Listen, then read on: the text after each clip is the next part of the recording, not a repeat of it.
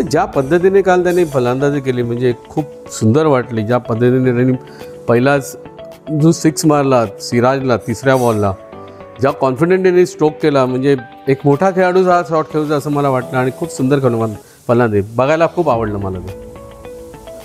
नाही, खरोखर सुंदर फलंदाजी केली. ज्या पद्धतीने त्यांनी हँडल केले, मला वाटत नव्हतं 14 वर्षाचा, असं वाटत होतं की ते 20-25 वर्षाचा एखादा मुलगा असतो. ज्या मॅच्युरिटीने बॅटिंग करतो त्या मॅच्युरिटीने त्यांनी बॅटिंग केली. काही स्ट्रोक्स चुकीचे झाले, पण ज्या पद्धतीने स्ट्रोक्स म्हणजे जेवढ्याच 6 आणि बाउंड्रीज मारल्या आहेत अतिशय सुंदर. म्हणजे आपण म्हणतो ना की स्ट्रेट बॅटने खेळणारा बॅट्समन असा वाटला मला.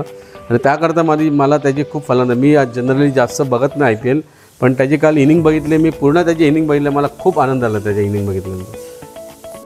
मी असं बोलू शकत नाही, त्यांना प्रत्येकाची शैली वेगळी आहे खेळण्याची. सचिन वेगळा होता, रोहित वेगळा आहे, धोनी वेगळा आहे, पण हा एक वेगळा फलंदाज आहे. ज्या पद्धतीने ह्या यंग एजमध्ये म्हणजे इंटरनॅशनल बॉलरला ज्या पद्धतीने हँडल केलं तर जवळपास तो वाटू शकतो आपल्याला. पण त्याच्याकरता त्यांनी खूप फोकस राहणं गरजेचं आहे.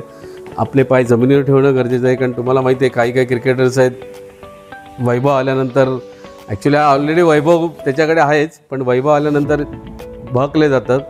तर माझी एकच इच्छा आहे की त्यांनी पाय जमिनीवर ठेवावे, फोकस राहावं, जास्तीत जास्त वेळ क्रिकेटला द्यावं.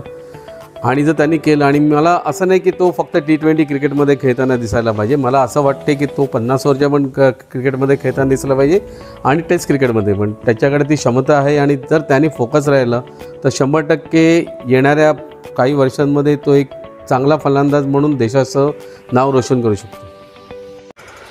नवीन घडामोडी पाहण्यासाठी आजच आम्ही मुंबईकर 24 तासला लाईक करा, सबस्क्राईब करा आणि अपडेट रहा.